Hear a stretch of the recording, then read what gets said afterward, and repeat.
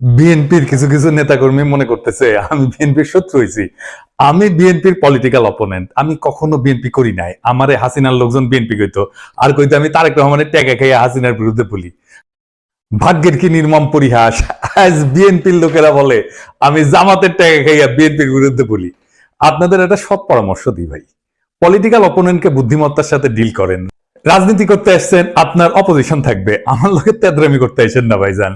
আমি অনেক দরদ নিয়ে ক্রিটিক করি আপনাদের দলের। এটা যদি সহ্য না হয়, আওয়ামী লীগরা যেভাবে ট্রিট করতাম সেভাবে যদি ট্রিট করতে বাধ্য হইতে হয়, তাতে আপনাদেরই ক্ষতি। আপনাদের যে ফাজলামি দেখি তাতে আমার কোনো বাল ছেড়া যাবে না, আপনার বাল ছেড়ার ক্ষমতাও নাই। যাই হোক, অনেকে বলে বিএনপির পিছে কেন লাগিছি, উত্তরটা আগে বলছি, আর একটু খুলে বলি। এটা রাজনৈতিক, দার্শনিক, ভূ রাজনৈতিক বিষয় আছে এটার সাথে। আসেন না এটা আমরা খুঁজে দেখি। কয়টা প্রশ্ন করি, দেখি এই প্রশ্নগুলো আপনাদের মনে আসছে কিনা কখনো। বাংলাদেশে মুজিবকে কেন স্বৈরশাসক হইয়া উঠতে হয়েছিল? অত্যন্ত জনপ্রিয় নেতা ছিল কিন্তু মুজিব, তারপরেও স্বৈরশাসক হইয়া উঠতে হয়েছিল কেন? জিয়াকে কেন মরতে হইল? সামরিক ব্যাকগ্রাউন্ড থেকে আসার পরেও কেন জিয়াকে স্বৈরশাসক হইতে হয় নাই? কেন জিয়াকে মাইরা ক্ষমতায় এরশাদকে বসাইতে হয়েছিল? কেন এরশাদকে স্বৈরশাসক হইতে হয়েছে? কেন হাসিনাকে ফ্যাসিবাদ কায়েম করতে হয়? এই প্রশ্নগুলো পরিষ্কার উত্তর না পেলে আপনি কখনোই বুঝবেন না বাংলাদেশের সামনে বিপদগুলো কি কি। আপনি বুঝবেন না বিএনপি যায় না হোক আর না যায় না হোক, দেশকে কোন গাড্ডায় নিয়ে যাইতেছে, এবং কেন বিএনপির বিরোধিতা করাটা আপনার জন্য ফরজা কিফায়া। এইটা পরিষ্কারভাবে বোঝার জন্য আপনাদের বাংলাদেশ নিয়ে ইন্ডিয়ার কুরকুরানিটা কেন সেটা বুঝতে হবে। তা না হলে রাজনীতির কোনো হিসাব আপনি মিলাইতে পারবেন না, আর বারবার আপনি এইরকম স্বৈর শাসন আর ফ্যাসিবাদের কবলে পড়বেন।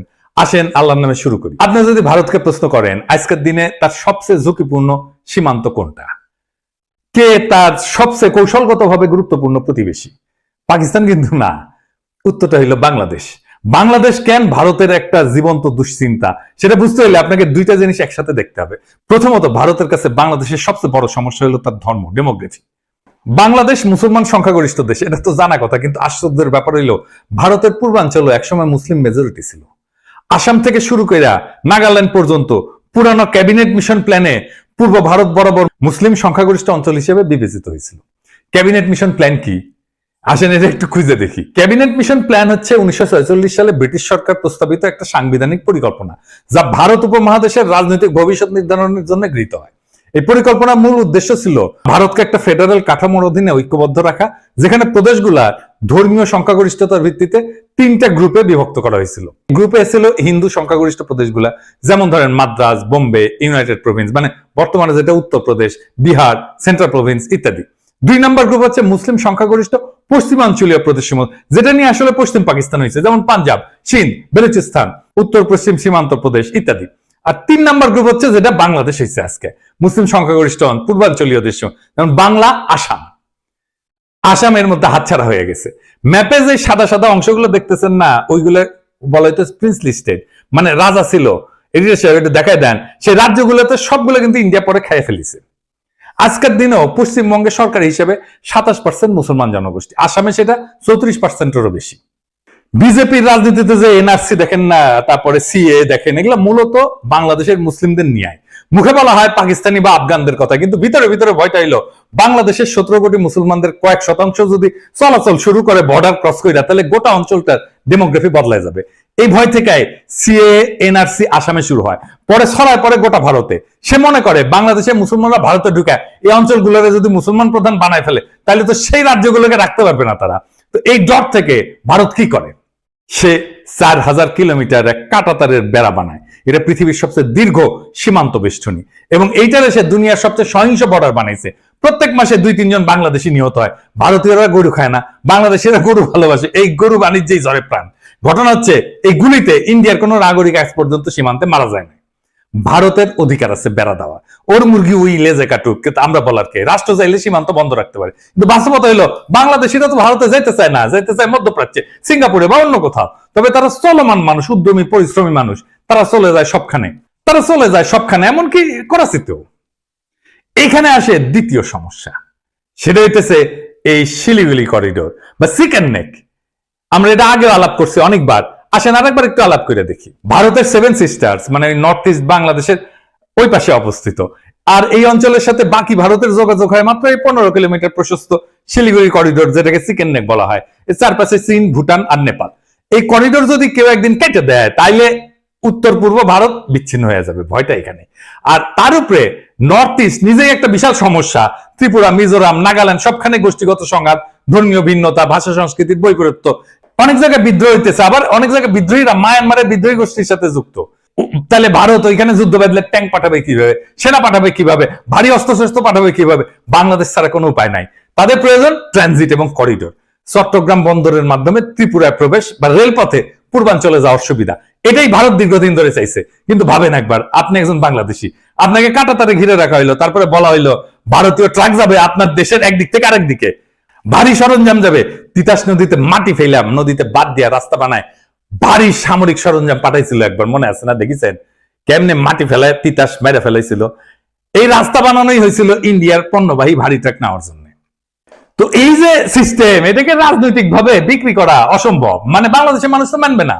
তাই দরকার একটা গণবিরোধী ভারত বান্ধব সরকার, যারা এই চুক্তিগুলো চুপচাপ করে ফেলবে এবং জনগণ কিছু জানাবে না। এই হইলে পুরা কাহিনী। ভারত কেন বারবার বলে বাংলাদেশ আমাদের সবচেয়ে গুরুত্বপূর্ণ মিত্র? কারণ কৌশলগত দিক দিয়া বাংলাদেশ ছাড়া ভারতের নর্থ ইস্ট অচল, কিন্তু ধর্মীয় দৃষ্টিভঙ্গিতে ভারত মুসলমান পছন্দ করে না, তাই কাঁটাতারে বেড়া দিছে। আবার কাঁটাতার দিয়ে ঘিরে দিলে তার 7 সিস্টার্স অরক্ষিত হয়ে পড়ে। এই এক শাখের করাত, যাইতেও কাটে আসতেও কাটে। তাই বাংলাদেশে ভারতের সবসময় এমন শাসক দরকার যে ভারতের অনুগত হবে এবং তাদের মতে বন্ধুভাবাপন্ন হবে। ভারতের প্রতি বন্ধুভাবাপন্ন হইলে বাংলাদেশের জনগণ হয়ে উঠবে সরকার বিরোধী, তাই তাকে হইতে হবে স্বৈরাচার। বাংলাদেশের 3টা ভারত বান্ধব সরকার ছিল, মুজিব, এরশাদ আর হাসিনা। 3টাই স্বৈর শাসক। জিয়া আর খালেদা জিয়া এই 2জন প্রবল ভারত বিরোধী ছিল জন্য তাদের স্বৈর শাসক হইতে হয় নাই। একজনকে মরতে হয়েছে, আর একজনকে বিষ প্রয়োগে হত্যার চেষ্টা করা হয়েছে। আমি প্রমাণ সহ এপিসোড করেছিলাম, খালেদা জিয়াকে বিষ প্রয়োগ করা হইতেছে, দেখে নিয়েন যদি দেখে না থাকেন। তাইলে এই যে মির্জা ফখরুল যে বলে ভারত বন্ধু দেশ, এটা শুনেন কি বলে। ভারত আমাদের প্রতিবেশী, সবচেয়ে বড় প্রতিবেশী, আমাদের বন্ধু। আমাদের যুদ্ধের সময় 1971 যুদ্ধের সময় আমাদের সহযোগিতা করেছিল। আমরা ভারতের কাছে সবসময় প্রত্যাশা করি যে ভারত বাংলাদেশের মানুষের পাশে দাঁড়াবে। শুনেছেন তো? আর এই যে আমরা যে অভিযোগ করি যে বিএনপির সাথে ইন্ডিয়া সিস্টেম করেছে, এই সিস্টেম যদি করে থাকে তাইলে তো বিএনপি স্বৈরাচার হয়ে উঠবে। বাংলাদেশের স্বৈরাচার হয়ে ওঠার সব শাসক ধ্বংস হয়েছে।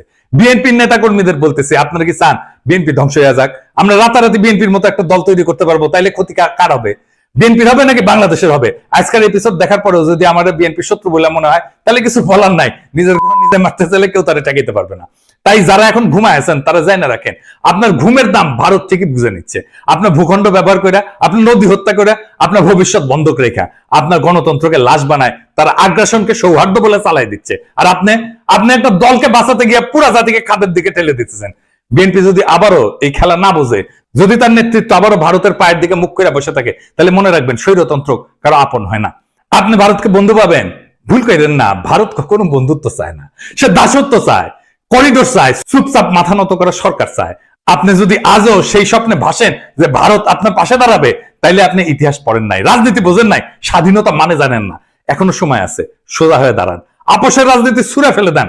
যারা আপনার সমালোচনা করতেছে তাদের ভয় করেন না, বিবেকটা বরং আপনার জাগ্রত করেন। কারণ আজকের দিনে সত্য বলা মানে বিদ্রোহ করা, আর এই বিদ্রোহী যদি শেষ আশ্রয় হয়, তবে আমি গর্ব করে বলি ইনকিলাব জিন্দাবাদ।